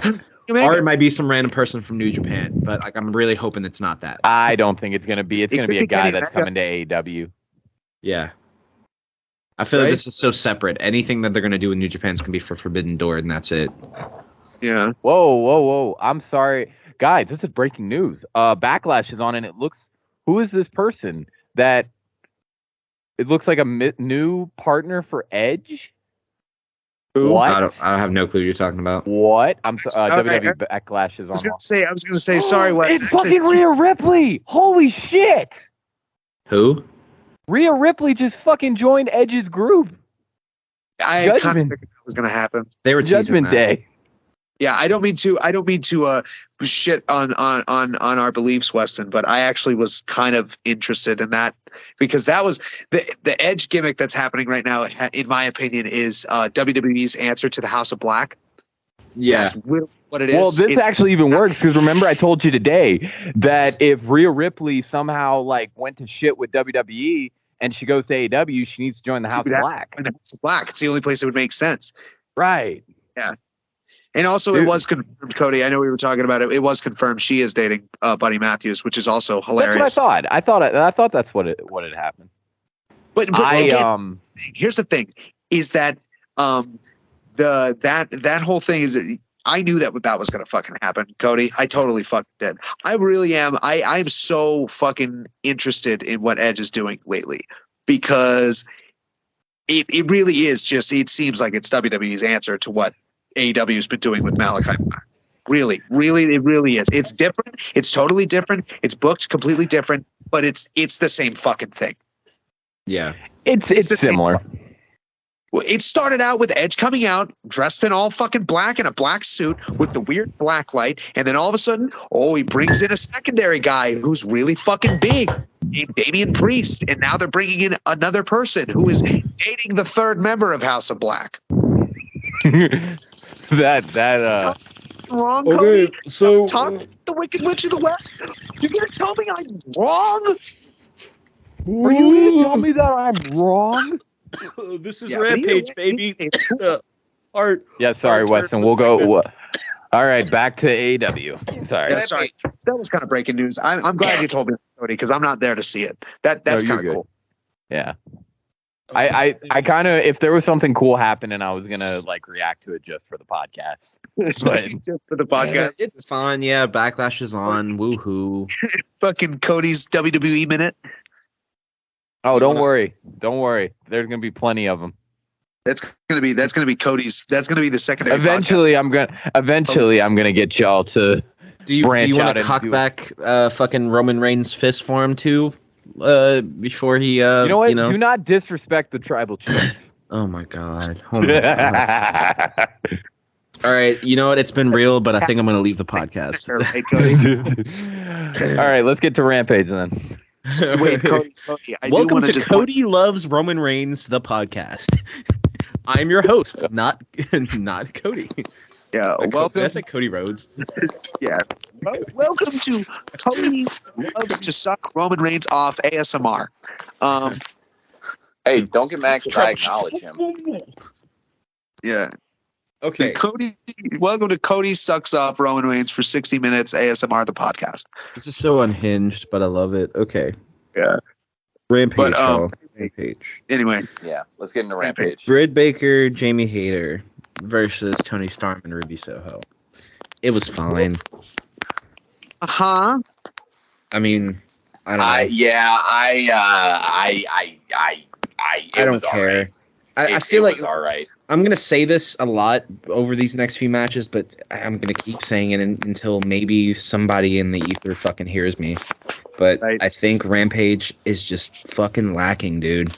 It's Yeah. lacking so bad. If you have an hour on TV, make the hour worth fucking watching, and they're failing to do it for half the time. Yeah, the other thing too is it was like, it was like they heard us last week. Oh, it's on too late? Well, why don't we put it on at 5:30 in the afternoon? I totally fucking forgot, and I didn't even watch it. Yeah, I always watch it like a day later, which is kind of, I know, maybe heresy to some people, but I don't fucking, Yeah. Either way, it was like, it's that match was good. It was fine. Tony Storm is an excellent talent. Ruby Soho is fine. And Britt Baker does good, and I like Jamie Hayter. You know, it was a good match. It's not doing it for me. You know what I mean? The whole tag team rivalry when you're Britt Baker doesn't make sense to me. You know what I mean? They need to do Like- something interesting with Britt Baker because I feel like she's kind of hit a wall as far as. It's like give us Britt Baker versus Tony Storm. Give us stuff where that happens, not tag teams between you and your lackeys or And I think a friend versus one thing I do like about WWE feuds is they don't have the two that are in a feud directly fight each other, and like you're Yeah. already giving away spots with Baker and fucking Tony, where it's like, when they do have it, it's great fucking storytelling. It's Yeah, so good. exactly. It's like all these storylines that could be great. That's the one thing that they don't do with them. It's almost like they think, oh well, we did it with this rivalry, so we can't do it with any of the other ones that could be good. You know what I mean? It doesn't make sense. The only ones that would is with tag teams, but Jamie Hayter and Britt Baker are not a tag team. yeah, It's the same problem that a lot of companies will have now with women tag team divisions is these women are not tag teams. They're two superstars that you just morph together. Fucking Rhea Ripley and Nikki ASH? What? That doesn't make any fucking sense. And they were champions. For I mean, dude, the only real like tag team in WWE, like female wise, were the Iconics. I know, and the Iconics were great because they were a fucking tag team. It's like if you're going to be a tag team, name yourself, get a matching gimmick, and be a tag team. Don't just be independent and have 4 women come out in 4 different entrances. Well, that's the problem. That was the problem that WWE had with their women's tag division, which I remember when they started it. They had Sasha Banks and Bayley just cutting promos like, oh, where's that best friend? We want to go for the women's tag title. And everybody's like, there is no women's tag title. Why are you talking about one? And then like 2 months later, Vince McMahon's like, I have a Christmas gift for all of you. It's the women's tag title. Everybody's like, wow, we didn't know that was though. coming. I would have preferred Cole. Like, You know, to me, it's kind of like if I were in WWE and I was a wrestler, and they said, well, what's your goal? Well, I want to be the WWE super heavyweight, extra large cock champion. That doesn't exist. 2 months later, I have a surprise for you all. this is good shit. I just came up with it right now in the ring. It's a great idea. It totally wasn't made up by 2 of my wrestlers like 2 months ago. Like, what the fuck, dude? I know this is a woman's tag team belt, but I'm gonna give it to Brock Lesnar and Bobby Lashley. Grease them up. This is gonna be good shit. Put some bra on their big muscular titties. Oh god, dude, fucking Christ! Lesnar would just be like, you know what, fuck it, I'll do it. Right? Okay. Oh. So the next match, I don't even know why we're talking about this, but there is a point, I guess, in the storytelling of things. Hook versus Special Jobber number 2. I mean JD Drake. Sorry.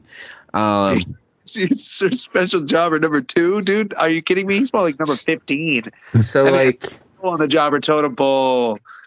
yeah. So The man was a member of Peter Avalon's faction, my guy. He was under Peter Avalon. Peter Avalon is the bottom, okay? yeah, Remember that. Oh is- god. won the match in like fucking 2 minutes. It was a squash match. Moving on, Danhausen shows up. Okay, did y'all saw that whole segment, huh? Yeah. Dan was there. I have a before- big gripe on this. I'll just get this out of the way, and then I promise I'll let you guys speak on it. But No, go ahead, man. Danhausen shows up, and then ask, basically, since Danhausen has to fight Tony Nese, he asked Hook if Hook would be in his corner, and the whole crowd's like fucking into it. You know what I mean? That like, Hookhausen, come on, like give us that. You know what I mean? It seems funny. Why not? And Better than being in the shit. super best friends. Yeah, it fucking shoves him, and then Danhausen gets up and leaves him a bag of chips as a gift. And then Hook like picks it up, throws it on the ground, and walks away. Like, and I'm just like, I know y'all are trying to book Hook to be likable too, but like this is like you kind of making him out to be a dick here. Like, I don't know, like why is Hook so pissy? Why is he so mad? Like, give me reasons why he is this way. Like, he can't just come out and just win matches constantly. Dude, he doesn't need a reason. You know who his dad is? His fucking genetics, my man. He's mad because his dad is Taz. Get fucked. What do you mean? But he doesn't look that intimidating and for having that frown everywhere. But like, he's good too. He shows potential. I'm saying all this like with just I will say it's criticism. he does kind of seem weird with the whole I guess his whole big scowl demeanor when he's like super fucking skinny and small.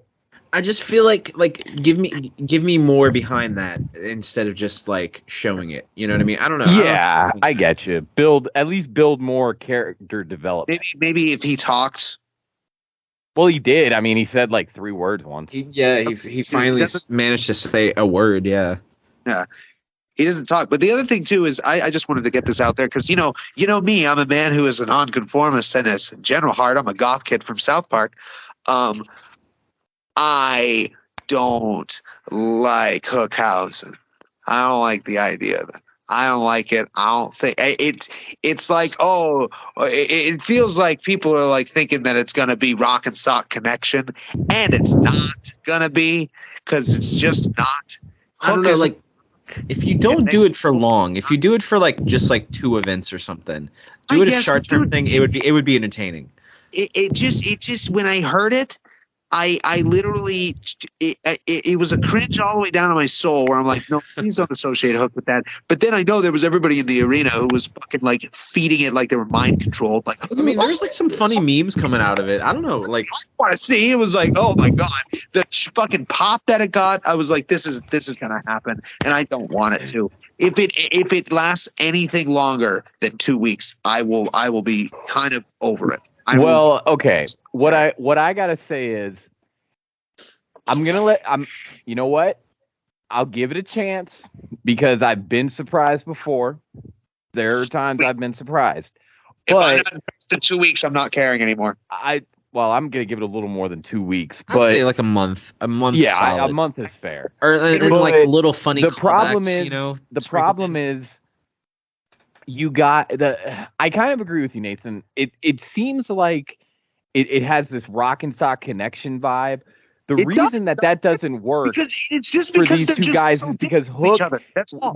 both of these guys kind of Hook for one is new to pro wrestling, and Danhausen.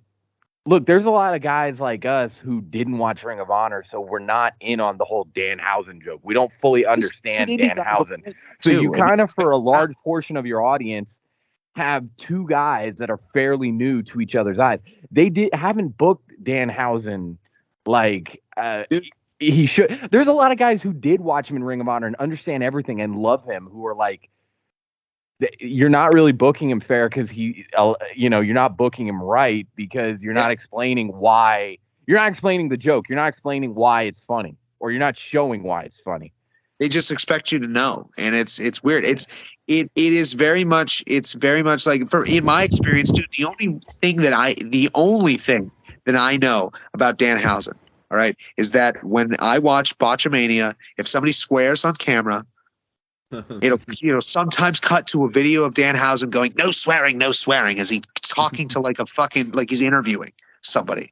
Right? That's the only fucking thing I know I've ever seen of Danhausen. I didn't even know he was a real wrestler. I thought it was a fucking like YouTube personality who interviewed wrestlers. Okay? I like it though. He's winning me over though. Like I don't know. It's silly, but like I think like it works. Get it. I'm a dude who's very behind gimmick wrestlers. I loved Santino Marella. Santino Marella. I love Santino Marella. I loved him. He was cool, right?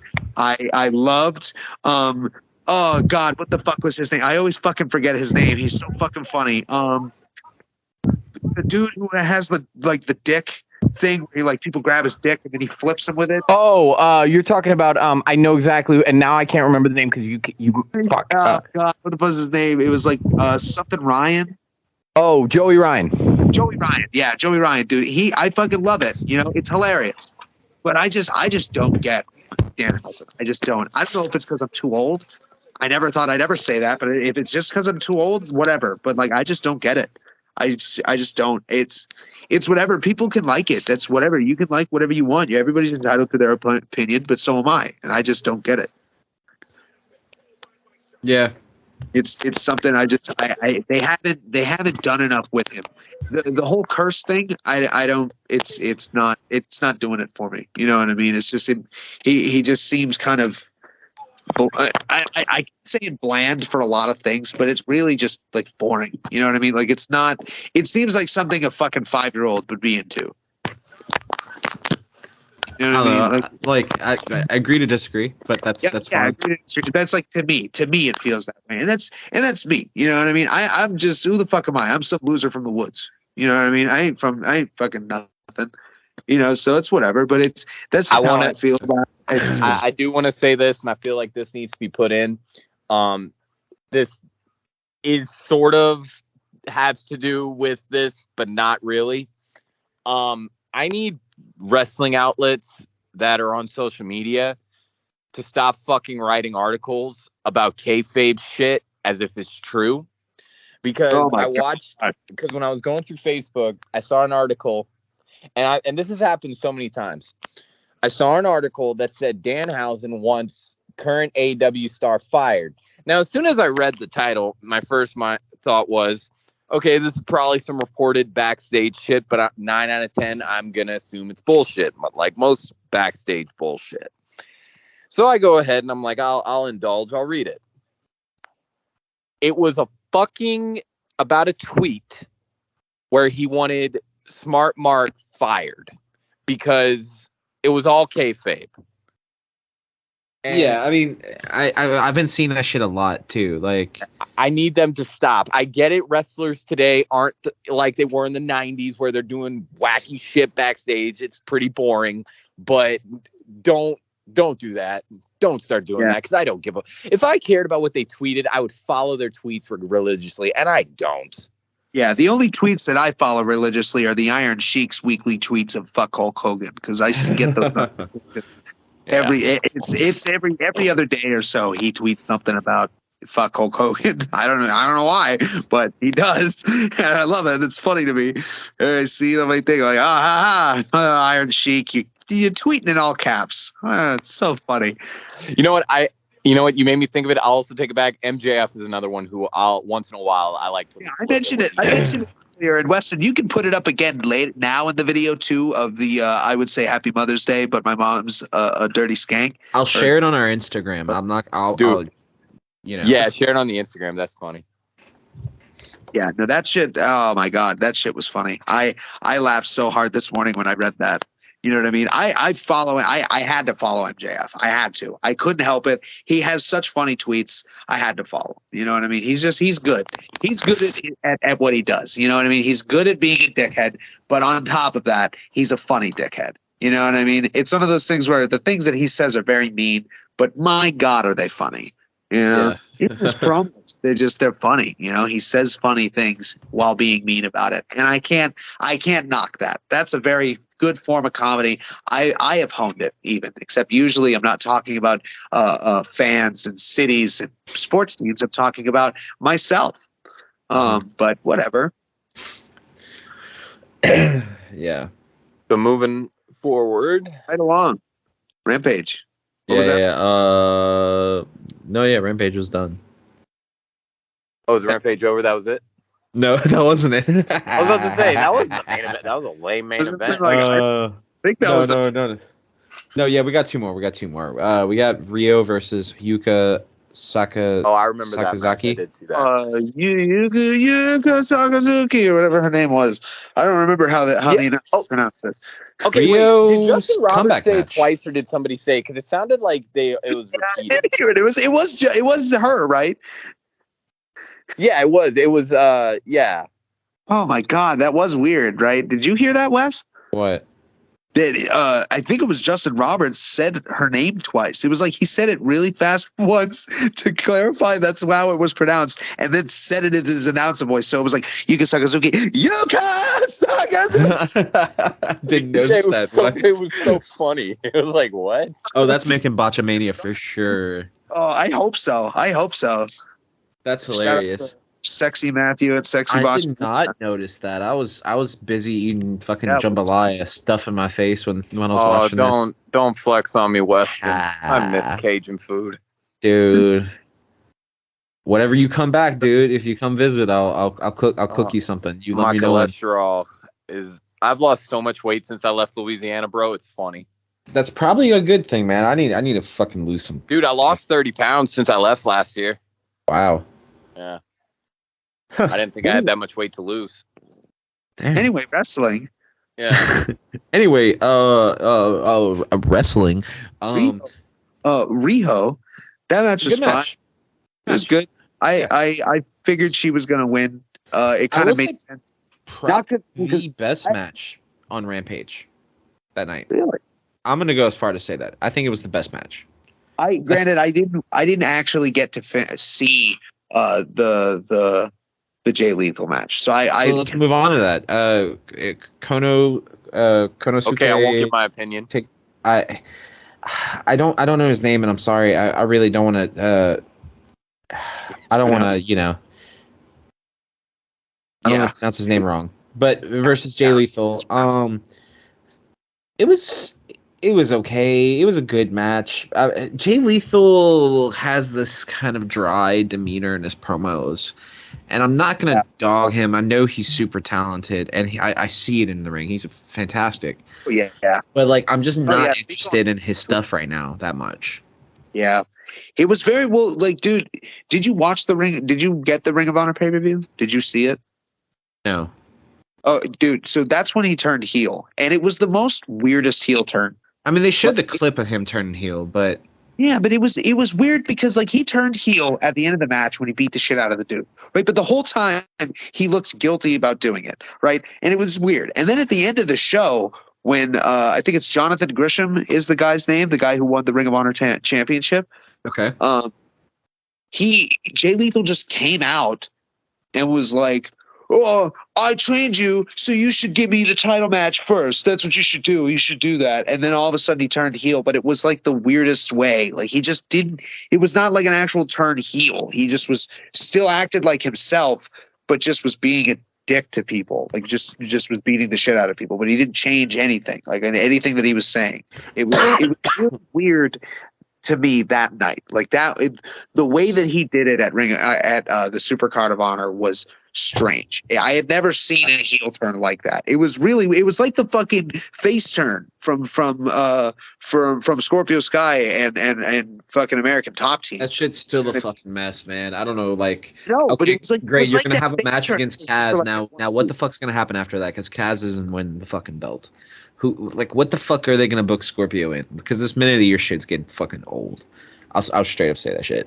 Dude, I fucking hate Man of the Year. I never liked Scorpio Sky, dude. SCU was fine, but Scorpio Sky was fucking like, dude. So many fucking weeks that it would cut to Scorpio Sky saying some dumb promo about I'm the face of the revolution and blah blah blah blah blah, and I would just look at the TV and I would say, quoting Peter Griffin, "Oh my God, who the hell cares?" Because it's stupid. It never fucking mattered. It was, oh my God, who fucking cares? Who fucking cares about you, Scorpio Sky? Because I fucking don't. I care about Scorpio Sky. Me. Oh, I bet you do. I bet you do, Cody. I think he's talented, man. But there's just all of his angles have been shit. I think Every single one of his angles have been shit. Even when he was fucking tag champs with Frankie Kazarian, it was like bleh. It was not anything. I mean, they were the first tag champs, I believe. Yeah. They were the inaugural tag champs in AEW. And does anybody fucking remember it? No. Nobody even fucking talks about it. Yeah, I'm not. I wasn't super interested in the match. The match was fine. Lethal's good in the ring, but it ended with some fuckery. Of course, it did. Because he's heel. It was very just mid to me. Like. Rampage really needs an injection. They need to take something off of Dynamite and put something on Rampage that matters. Yeah. The booking on Rampage has just not been up to par. Almost to the point where I don't want to cover it, but they throw little storyline things you need, you know? Yeah. I almost think tune in if you want the whole picture. Think that they want. I almost think that they felt like maybe the Britt Baker thing would have been enough to draw like the big match. But it's like, if that's the case, make it the main event. Like, why did we need a random Jay Lethal match as the main event? Yeah. You know, that Britt Baker match, or the tag team match, it wasn't the best match of the night, maybe, but it definitely was probably like seemed more of a main event type of match. At least the names were bigger on AEW. I mean, like, Toni Storm has been fucking killing it. You know what I mean? She's like a big hot topic right now. She's new. You know what I mean? She's new, and she's feuding with Britt Baker, of all people, who was queen of the division for over a fucking year, I think. Well, no. That was Hikaru Shida. Just under a year or something like that. She was champ for a fucking while. You know what I mean? Like, it's a big feud. She could be fucking way better if they would just let the two of them fucking fight. But that match seemed like it could have been a main event match. It shouldn't have been the opener. I would have felt the Jay Lethal match would have been the opener if I would have just looked at the card. Yeah, it would have made more sense. Made more sense because literally nobody gives a fuck about Jay Lethal's shit right now. Yeah, it just doesn't really have any, you know, like, I don't know. It's not giving me a reason to care. It's not written. Doesn't have any meat in its bones. There's no succulence. There's not It's not good shit. It's not good shit. It's not Brock Lesnar and Bobby Lashley, the women's tag titles. You know what? You say that, but you know what they didn't have the balls to do. And Cody and I actually talked about this today, and I'm still mad about it. And I know Cody is too. I'm still mad that they didn't have the balls to just put the tag titles on Braun Strowman and let him run house in that tag. God, don't get me. No, I refuse should've. to get into that rant today because we're at the end of the podcast and I don't You're need right. to get that You're right. heat. But I just wanted to say that because we did talk about it. Bullshit. It was dumb. It was really dumb because you let him go rampant on him for the whole fucking time. I mean, he fought every fucking match that you put up against him by himself. It's a handicap match. Let him be a fucking. I mean, like, dude, that would have skyrocketed his whole career. But he's gonna be such a big star on Control Your Narrative, don't you know? Of course he is. He fucking owns it. Of course he's gonna be a big star. I'm being fucking sarcastic as shit. That fucking brand's a joke. Oh yeah. I haven't even watched it.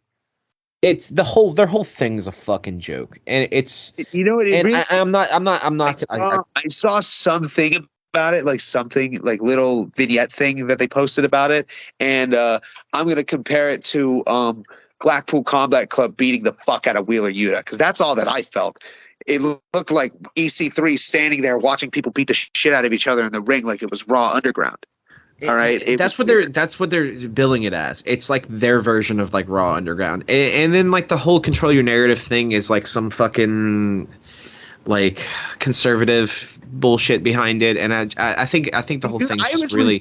When they started posting that shit, they had the things and they had the hashtag. I did not think it was a fucking brand. I thought it was going to be their fucking gimmick when they came back to Impact. It's fucking dumb. The whole thing's fucking stupid, and I will freely say that with it. Like, that's just my opinion, but I think the whole thing's fucking stupid. Yeah. I couldn't agree more honestly. Honestly, if you're dumb enough to like buy into that promotion and like that's where you want to have a career, then like, good luck watching yourself set up, like set on fire any bit of legacy you might have had. Because it's not going to go anywhere and nobody's going to fucking watch it, but like a small group of fucking people. Oh yeah, straight honestly, up. It's going to be the cult following of Adam Shearer and EC3. That's it. Those cult followers that are going to follow him to their grave. Those are the only people who are going to watch it. Because I'm going to tell you right now, I loved Braun Strowman. I thought he was cool. I was really excited to see Adam Shearer outside of WWE, but I'm not gonna watch Control Your Narrative. I'm not. I'll watch Ring of Honor when they get a TV deal because I'm interested in what AEW will do with the brand. I don't think they're gonna pull because this is the thing is I compare it. It's not the same situation whatsoever, but I compare it to like when WWE bought WCW and started running it. I don't think they're gonna run it into the ground like that. What do you mean ECW? ECW is a better example, actually. Yeah. I was talking about, like when Shane owned it and shit. Oh, I mean, well, that didn't last very long. The Asian angle, yeah, right. Yeah, and that's when it fucking ended. WCW ended after that, and like with Vince Russo and shit, it just wasn't. It wasn't the right thing. I'm saying like the ECW is actually a better example. You're absolutely right. ECW. I don't think they're going to do that. I think that they're going to, because the way that they've been billing it and the way that they've been talking about it, and it's a real thing, a real testament to Tony Khan just being a wrestling fan. It's really he's doesn't necessarily need to know the business as much as he understands the fact that wrestling brands have their own charm to them because they're their own brand for a reason. There's something about it that makes them special, and he knows that. And so he wanted to – I think he's going to keep that because that's what – WWE didn't do that with ECW. There was something about ECW that made that special. It had a cult following because of what they did. They did something that nobody else did, and WWE kind of took that away from them. Yeah. You know, and that's why ECW failed because it just wasn't the same. I don't think that's gonna happen with Ring of Honor. At least I pray that it doesn't, because I think Tony Khan is smarter than that. He's been doing a really good job with handling AEW, even now with all the talent. I think he's been doing a decent job. It's not been getting to the point of boredom every week like I was having with WWE's oversaturated talent pool. You know, and what I mean? also, like, I really feel like, just to throw my head in something here, I feel like why not take like Rampage, for instance? Because Rampage is really like, there's not much of a fucking reason to watch it, and last I checked, the viewership wasn't doing too well either. So like, why not just take Rampage and then just like totally redo it and do Ring of Honor Rampage? Like, do an hour of Ring of Honor shit in the meantime until you set them up with a TV deal for 2-hour shows. Like, yeah. Instead of just AEW's like, you know, fucking mid-carders having their little feuds on Rampage, or like one match, a squash match on Rampage to boost somebody before Dynamite. Like, fuck that. Huh? It's just an extension of Dynamite. I wouldn't even call it a fucking mid-carders having their shit on Rampage, because it's just an extra hour of Dynamite that's aired on Fridays. That's all it is. that's what I'm saying. It's just an extension of Dynamite. It's not anything like super special. And at the end of the day, I agree with you. I think that they should do something with it. I mean, more than anything, I feel like want to have any success with a show like Rampage, they're either going to need to bite the bullet and change shows so they can have a decent airing time, or just bite the bullet and fucking try to go head to head with SmackDown. Yeah. I just feel like if you're really buying in the whole Ring of Honor thing, that's a perfect spot to do it, you know? Yeah. I mean, granted, I didn't think you should pin Ring of Honor against SmackDown because you'll lose. I think if you're going to do it and revamp them as Ring of Honor, change the night. You know what I mean? Yeah. Don't just fucking do, but with an hour, you can make Ring of Honor the shit. You know, you could book a really good card in an hour with all that talent. And then it could take a life on its own and actually do something good for that brand still, you know? I don't know. I'm one of the people where I feel like if they were going to have a sister show, it should be another 2-hour show. I'm not. Oh, yeah, definitely. I can see that too. I'm fine with that. Yeah, just scrap Rampage and do a 2-hour fucking Ring of Honor show. Yeah, exactly. It's like, if you're gonna have another brand, do a 2-hour fucking show. I mean, it would make sense to do that. And hell, you don't even need to do, like, you could fucking put it on YouTube for all I care. I would fucking watch it on YouTube every week. If it's 2 hours of like a fucking live show, you know what I mean? Like, if it's a fucking live show, the promos and all the stuff there, and it's not just Dark, where Dark is, you know, they're backstage doing this thing where the commentators are talking about the in-between of the match, and then they just say, well, let's cue to the ring to watch the match, and then the match happens, and they're like, wow, that was a great match. Okay, the next match, you know, it's that Dark is I don't even watch Dark. No, because it's not entertaining. That's all Dark is. Well, and it's you know, if they did Ring of Honor on YouTube, they would need to bill it like it's fucking, you know, like it's a show. They would need to do it with a thing. It's like, you know, you want to make money off of it and all that stuff, you can, but at the end of the day, dude, you can still post it on fucking YouTube if you can't get a TV deal right off. You know what I mean? You can put it on things, you know, in the meantime where you're doing it, and not have to do with Rampage either. I mean, I don't know. It's a whole thing. Either way, I'm going to watch Ring of Honor. I'm going to give it a chance, because I want to see where he goes with this. I want to see what he does with with Ring of Yeah, Honor. I want to see that, and I also want to see like what fucking Dynamite does next week, man. Hardy versus fucking Darby. That's gonna be the shit. Like, excuse me, by the way, Hey, guys, my fucking I- allergies are all fucked Too, up. if But they keep going on with this fucking Julia Hart, fucking House of Black shit, I'm loving everything that they've done with the House of Black. Always, like everything that they've done since he's joined, since Malachi Black debuted, has been just awesome. Besides losing to Cody, that's probably the one thing. But like everything else was like really fucking cool. yeah, So I'm on board with a lot of that shit. I would agree, But- man. Yeah. Well, I mean, Guys, we're that's gonna another see what week. happens. Yeah, that's another week of AEW, man. If you are watching this, thank you for listening. We're gonna keep cranking them out regardless. Who gives a fuck? We're just we're three guys having a good fucking time, shooting the shit, talking AEW. It's an exciting time to be a wrestling fan, as I always say. Any final thoughts, you guys, before we close this out? Fuck Charlotte Flair. All right, and that's Nate with fuck Charlotte Flair. Cody, you got anything? Don't try to jack off with bacon grease. All right. Well, that's Nate and Cody signing off, and me as well. Wes here.